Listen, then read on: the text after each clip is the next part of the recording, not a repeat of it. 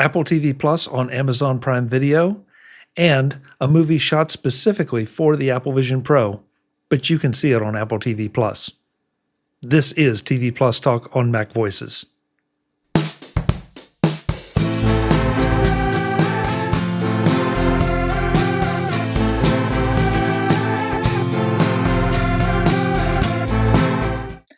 Hello, welcome to TV Plus Talk.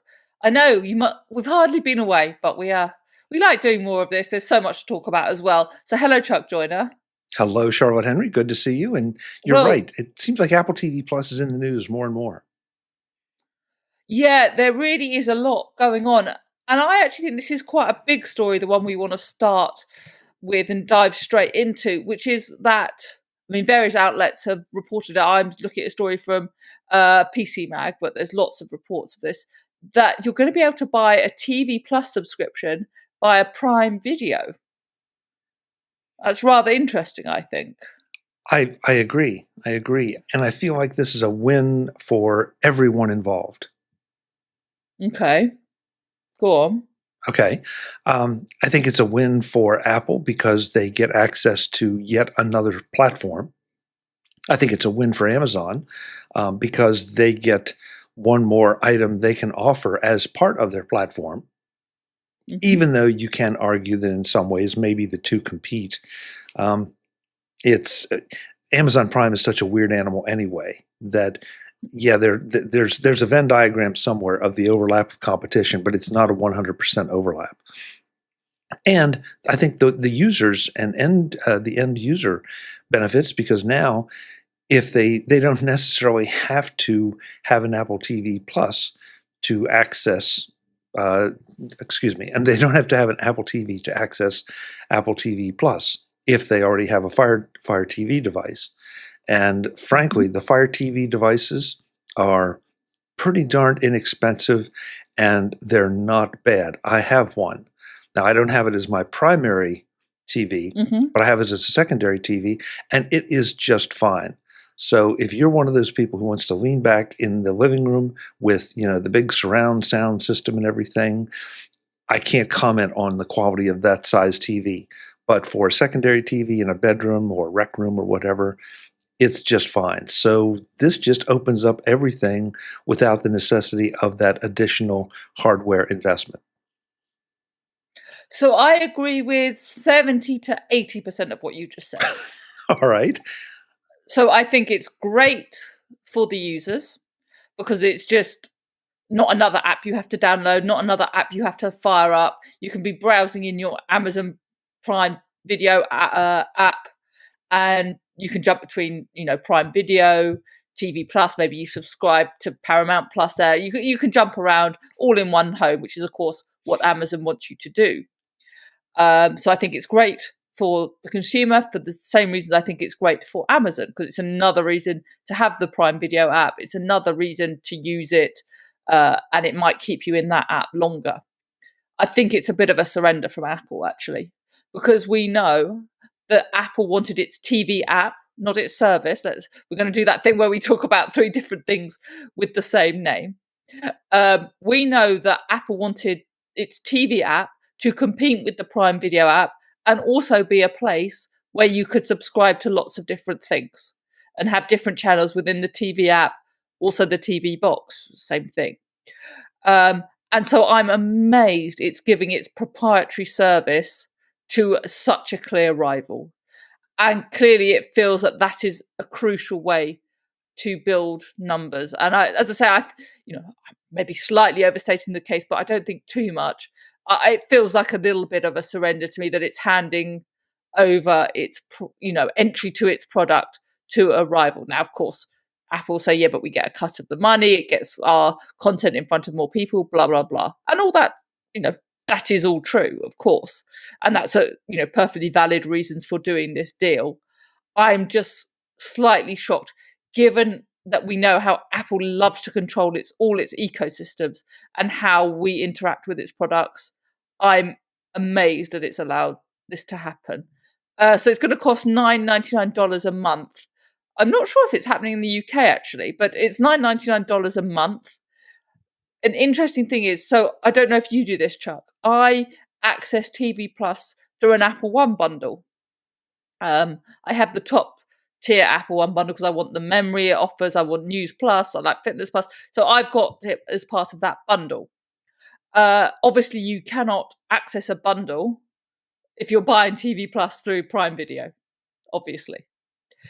So that's one incentive to stay within the Apple ecosystem. But beyond that, I'm not sure. And interestingly, it looks like the baseball as well will be available as part of this Prime Video move. So, premium sports content that it spent, serious money on is all going to be not in an Apple ecosystem. I'm quite shocked, to be honest. Okay, I agree with 75 to 80% of what you said. So let me push back on it. The simple fact is that Apple TV Plus subscriptions have not been what we would like to see them and what Apple would like to see them. So I look at this and say, all right, if this is a way to get Apple TV Plus content in front of more people, that's a good thing, because at some point, we're hearing about it already. People are reevaluating and reevaluating and reevaluating their subscriptions. If I find myself going if I find myself going to Prime and principally using the Apple TV Plus service for the great content, I may have to think about cutting Prime and going to the content and going to Apple TV Plus for the content. Ooh. Now, the reason this is such a difficult comparison is kind of obvious, because yes, you can subscribe to Prime as a thing, but really the reason you subscribe to Prime, well, that's not fair. The reason I subscribe to Prime is for the second day deliveries. I think it is fair, because I think that, most people use Prime to get the next day delivery, and the TV stuff most of the time is a nice add-on. Right. And look, I'm familiar with the Prime. I mean, that's a bit, to be fair, because there are very big series that Prime Video shows. I'm thinking of Reacher. There's obviously big sporting events that it has both here and abroad. But as a general thing, most people's gateway to Prime Video is next day delivery. Absolutely. Absolutely. And look, I'm familiar with Prime content. And so, yes, things like Reacher, The Boys, there are some really great shows on there. As a percentage, though, of what I would be interested in watching, it's a reasonably low percentage. And so that's where the Apple TV Plus, I think, ends up being more of a draw for that. Now, and look, in some ways, I might say to you that if Apple TV Plus can get the full price, directly, great. But is it better to be paid a little to net a little bit less and get more eyeballs, and use that to continue to fund your programming and fund your platform? Here's one. Do you think they'll ever do a thing where you have to there'll be some content that's exclusive to the Apple TV app? I would not be surprised at all if they did that. I think that we don't know the details of the deal, but and that's a dangerous game to play, because then do you risk invoking the ire of the people who subscribe to it through Prime, and then are looking for that the Charlotte Henry show on Apple TV Plus? Oh no, we're sorry, that's exclusive. That's a terrifying prospect. No, I kind of like it, actually. That's a dangerous game to play. Here's what Eddie Q, SVP of Services, Amazon put out a press release, and this was Eddie Q's comment in it. He said, sorry, let's just unpack that sentence. Amazon put out a press release, and here is Eddie Q's comment in it. No, sorry, that's quite a big deal, no? Yeah, that is a big deal. That is a big deal. Right. Anyway, here's what Eddie Q said in an Amazon press release. We want to make Apple TV Plus and its award-winning library of series and films from the world's greatest storytellers available to as many viewers as possible. We're thrilled that Prime Video will now offer Apple TV Plus, giving viewers an incredible breadth of viewing options. There you go. So isn't that an interesting? He said it. Isn't that an interesting way of promoting Apple without ever necessarily mentioning the competition. Oh yeah, it's the most Apple comment ever. Yeah. It's like a classic Eddie Q quote. Yeah. Charlotte, one other angle. I'm anxious to see what your take on this would be. Trying to figure out how to say it. So if Apple TV Plus is on Amazon, well, where's the downside to it?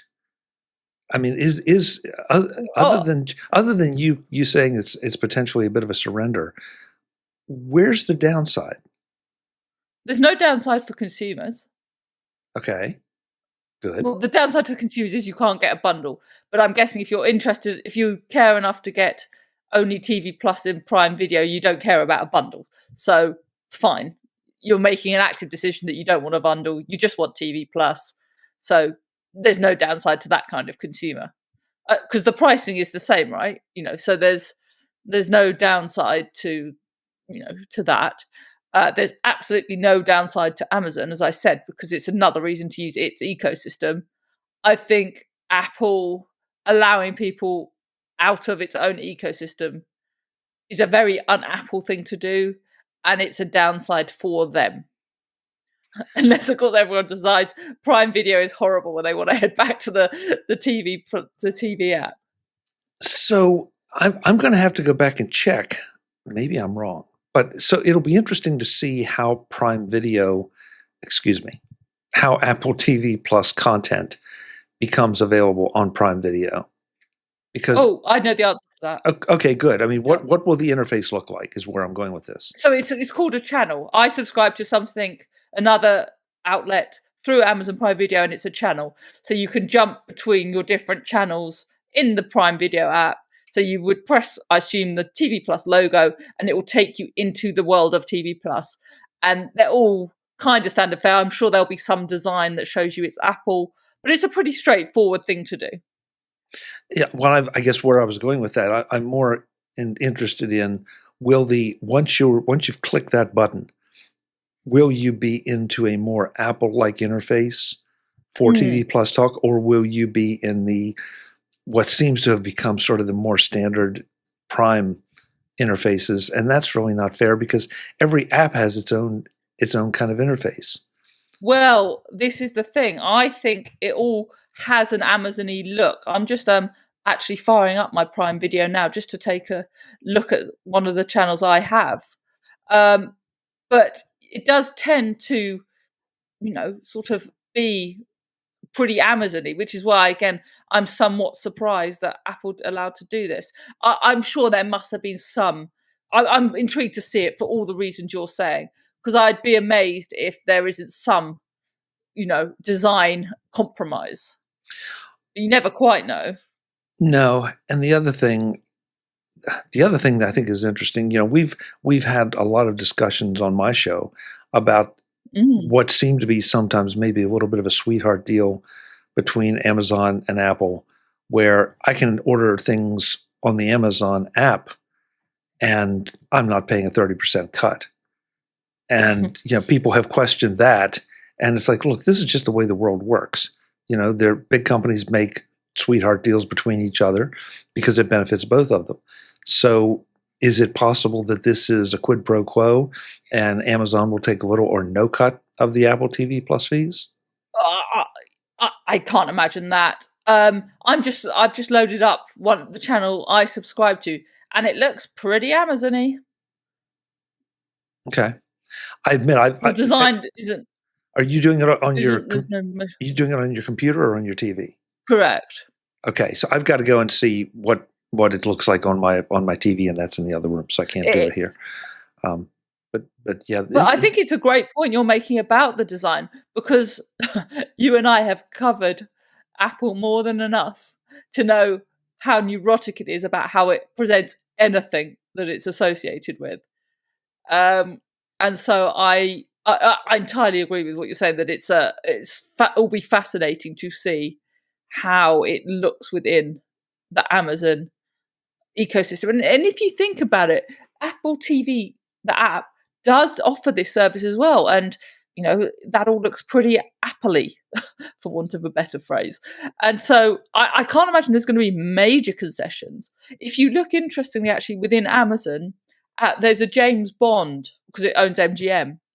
There's a James Bond world within Prime Video now, and that's got a slight design, tweak on it. But basically, it has its standard viewing, right, and its standard presentation. So I can't see there can be huge deviation. Are you familiar with Pluto TV? No, not really. Okay, because I'm trying to think of the Pluto TV interfaces and the Tubi interfaces and some of the other channels that I've dipped in and out, and look, at some point, short of introducing just a lot of bandwidth heavy graphics, there are only so many ways you can present a grid of content for for consumption. That said, though, each one of those has, like you said with the James Bond world, their own little tweaks. So how much control will Amazon give Apple? How much control does Apple want? And what difference? Well, we know the answer to the second part. Well, yeah, good point. But how much difference will it actually make? Well, I have a question to ask you, right? Because and I'm really fascinated in your answer to this, actually. Would Steve Jobs ever have allowed this? Wow. No, I don't think so. Nor do I. I don't think so. But I think we may have got a very blunt Jobsian answer, actually. Yeah, and probably one that might be unpublishable. But you know what, Steve, and I hope I don't get hate mail for this, but Steve existed in a different world at a different time when you didn't have the social media. You didn't have the same kind of barrage of opinions and thoughts, and they existed in a much different a world of competition, because until they stepped into the music industry, they really were a computer company, a technology a hardware company, if you will. Hardware and software. Okay, yes, I know. But the media world is a whole different animal, and especially the video world. And Apple stepped into the music industry when it was having serious problems because of Napster. And he still had to have a massive row with them to convince them what he was doing was right. Absolutely. Now take a look at the world that Apple TV Plus exists in, where you have a lot of competition, and Apple's the latecomer to the game. Apple's approach to it is quality content. And I don't know, does the world not value quality content the way it used to? I don't know. But to your point, it's an interesting question. And I don't think so. But then again, Steve was so, he was known to say things no right up until he said yes. Hence video on the iPod. No, nobody wants to do that. Here's our video iPod. Yeah. Totally. Look, it's total hypothetical sort of alternative history that we'll never sadly know the answer to. But as we were having the conversation, I was just wondering what your take on that would be, having followed Steve Jobs' Apple a lot closer than I ever had a chance to. We'll take a little left turn at the lights, and I'm going to have to dump another question on you, because Apple has announced its first scripted film captured in immersive video, and they're going to be immersive films for Apple Vision Pro. Now, I haven't had a chance yet to go to an Apple store and test out a Vision Pro. You have. You were pretty enthusiastic about it when you first tested it out. I know you haven't shipped out $3,500 to get one, so you weren't that enthusiastic. Would you, if someone gave you a Vision Pro, let's forget about buying one, would you want to settle down and watch a whole movie on it? Specially designed movie. What do you think? I mean, I have to say, the film that's coming out is called Submerged. It looks to be about, it's a thriller based around a World War II era submarine, and the crew are dealing for having been subject to an attack. I cannot think of anything I would like to do less than watch that movie as if I'm part, like, I'm having a panic attack just discussing it with you. As a matter of principle, would you be up for this? Do you know the film The Abyss I don't. with James Cameron? Okay. Okay, it's completely underwater. And I know No. people that have gone to see that movie and tried to hold their breaths for the entire movie because they're underwater. So you're one of those. That's a ride. I would be. I'm not scared of water at all. I love the sea. I love swimming. I'm not scared of water at all. The idea of being submerged horrifies me, and the idea of having a headset around me to make it feel more like I'm submerged horrifies me. No, that didn't. No, the No. headset part, yeah. So safe to say we will not be seeing you go to explore the Titanic anytime soon. Ugh. Ooh. That story. Yes. Ugh. To answer your question, if somebody gave it to me, yes, absolutely. And especially as I think your phrase was a specially prepared movie like this. I'm Designed excited. for them. Yeah, I'm excited to get a chance to see this, and I do not have a Vision Pro headset. You're right. I have not put out the money because I have not found the use case that can justify that. Having said that, though, the entertainment factor in this thing is amazing, because if you've gone and do the demo, and okay, so folks, just maybe skip like a minute and a half ahead if you haven't done the demo, but part of the demo puts you on a precipice. And right, thank you. You've stopped me doing the demo now. Perfect. Shh. But you are there. Okay, you can almost feel the wind blowing on your face. It is absolutely amazing, and so I can only imagine that something like this is got to be staggering if it's done the way Apple would do it, and it will. It is. The detail, the resolution, everything, and the fact that all the audio is going to be right there in your ears. And I think we've talked about this too before, but yeah, you need the one of the latest versions of AirPods to be able to put it in your ears. But the headset itself has the speakers placed so well, you really don't need those. It'll probably add to the experience, but it won't necessarily. You won't sit there and think, "Oh boy, I should have gotten the AirPods." Now, if I recall, another part of the demonstration that you thought was really cool was watching sport on a Vision Pro. The baseball, you almost said you became a baseball fan, I think, watching on a Vision Pro. Yeah, that's overstating it a little bit, but in fact, that's overstating it a lot, because I'm not sure I'll ever become a baseball fan. But I could start to understand, simply because you were having much more of an experience of like an on-field experience, the way it was presented. Right. The reason why I bring up sport is because the 2024 NBA All-Star Weekend on November the 7th is going to be looks like it's going to be an immersive video. Wow. Which could be pretty cool. Yes. Oh, sorry, it's a short film. They're going to do a short film of the NBA All-Star Weekend. Oh, okay. Well, still, that one of the things some of the articles I've read about this film, they were talking about the camera that it was shot with. And I don't want to steal anybody else's content here, but I do remember, I can't remember whether I read it or listened to it on someone's podcast, about the challenges of this kind of production. That, for example, with a Vision Pro, you have 360-degree access, so you can look up, right, down, back, side, everywhere. And the setup I have right now that you and I are talking on, I have two lights up there. So you're getting to see everything behind me.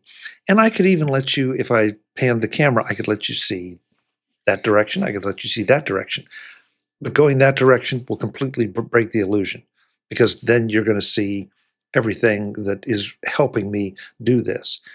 How do you do that in a 360-degree production? How do you hide the light? How do you hide the lights? What do you do about the gear? So so we have, there's so many different, that's why we're not seeing content come immediately and this great crushing rush. This is these are skills still being developed. But to go back to the main thing here, I can't wait to see this, because I think this is going to be so intense. And again, to answer your direct question, for video, for entertainment, I think the device is a killer app. I just don't spend that much time in a dedicated entertainment mode. Yeah. So There's a couple of other things that they're doing in immersive video that I think are quite cool. There's a series called Elevator, which is aerial travel. So, sort of amazing helicopter views and stuff. I can imagine that will be stunning to watch that immersive. One that rather appeals to me is an artist called Ray, who's a 6-time Brit Award winner. She's doing, there's a video of a concert captured in immersive video that she's going to do. It's got a 20-piece band. I think that could look pretty exciting as well. Again, it'd be interesting, the audio quality as well. So there is a lot going on with the Vision Pro, and this is the first time it's really sort of wrapped up on the content side, isn't it? We haven't heard much about that. Like, there was a lot of stuff about productivity, right, but there wasn't a lot of content stuff. Unless you were shooting your own, like a kid's birthday party or something. So yeah. And I think the choice of subject is very, very interesting. I wonder how much the filmmaking methodology drove this particular topic for a 17-minute video or movie or whatever. Or concert or whatever. Yeah, call it what you want. But the whole thing, I think, is just fascinating. And I feel like this is the early days of the Macintosh again. Yeah. I guess it's such a cultural thing, isn't it, that we want everything done right now. No. I've got to buy the Vision Pro and it's got to have everything on it and it's got to be perfect and blah, blah, blah. And actually, this is right at the beginning. And yes, they were asking a huge amount of money for a device, but it takes time to build up a content library for a new kind of platform. It takes time for people to get used to the idea. I repeat to you something I said at the time when we first discussed it, that for me, this is still very isolating. If I'm watching live sport, like I like doing it with my friends, and we're all talking together and seeing the same thing and watching it, I think having a headset on is isolating.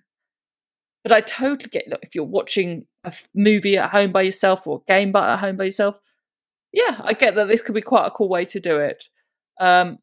I'll be interested to see how claustrophobic the experience is. I really do need to go and do a presentation and see it. But yeah, it's interesting. They're clearly now ramping up the content side. I want to do a plug for another show. 2 members of my MacVoices live panel, Marty Jencius and Eric Bolden, do a podcast called Vision Profiles. And they have talked about, in fact, we've touched on the idea of getting together in a virtual environment and with people from across the globe and watching a movie or engaging in a particular activity together. Now, it's not going to be the same as you being necessarily in the pub with your friends, but there are options there, and we've seen this tried a couple times before, long before the Vision Pro, with simultaneous viewing of a movie on one of the streaming services. So maybe it's us that need to adjust a little bit to a new type of social interaction. Oh, that's so depressing. Well, come on, Charlotte. I'm being a bit facetious. Yeah, I mean, I didn't say better. I just said different, an alternative. Yeah, I mean, all I have when we discuss this kind of thing is images of that bit in Wall-E, where they're all sitting watch. That's sort of where my mind goes. But do I like the idea that you and I could be watching the NBA together with these headsets on? It will be like we're in the same room chatting together. Yeah, that sounds lovely. But I don't think it can ever replace. I would much rather you were in the UK and we were watching it together. Do you see what I mean? I think absolutely. But and I was in the US. I'm not sure about the NBA, but I would love to watch the Masters with you. And that's something we can both relate to. Deal. But it's not practical for you to fly over here for the Masters. It's not even practical for us to get tickets to the Masters because they're years-long wait lists. But if we could do it together right now, if that became an option, that would be phenomenal. Yeah, look, I'm not being too. I don't want to be too dismissive because there are obviously lovely things that you could do with family, friends, and family members who you can't, for whatever reason, can't be in the same room with. You look. I know it from FaceTiming family members. You and I do this the whole time, talking, not being in the same room. Like I'm not being dismissive, but I think I'm always nervous. As I say, I just keep thinking of that bit in Wall-E with the people of the fat people with the headsets on, and I'm just always slightly nervous of the direction we're going and how important human interaction is. But I think there is a valid point about increasing the ways you can connect with people as well. We shall see. The one thing for certain is that you and I can't steer this. We're on the train just like everybody else, and we'll see how it goes. Yeah. And the other thing for sure is that we're going to just keep discussing it on TV Plus Talk. Absolutely. There's more coming from us and from Apple TV Plus. Yeah, I look forward to chatting with you in just a few days' time now because we're doing this show more regularly. Yeah, I'm sure there'll be even more things out by then. Where can folks connect with you, Charlotte? I'm at Charlotte A. Henry, basically across social media. But the best way to connect with me is head over to theedition.net, check out the blog there, check out extra podcasts there, check out the newsletter there. Perfect. Yeah. You can find me at MacVoices.com. We have a brand new website that now includes a blog, and we have the live show on Tuesday nights at 8 p.m. Eastern. And we would love to have you join us at youtube.com/MacVoicesTV. On any of the socials, you can find me as at Chuck Joyner. Charlotte, we'll see you next time. See you then. Can't wait. Thanks for watching.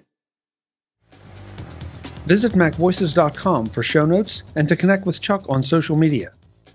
Get involved in our Facebook group or like our Facebook page, and get more out of your Apple tech with MacVoices Magazine, free on Flipboard and on the web. And if you find value in it all, consider supporting us through either our Patreon campaign at patreon.com/MacVoices or by making a one-time donation via the PayPal link on our front page and in the show notes of each episode. You will join these fine people who help bring you Mac Voices.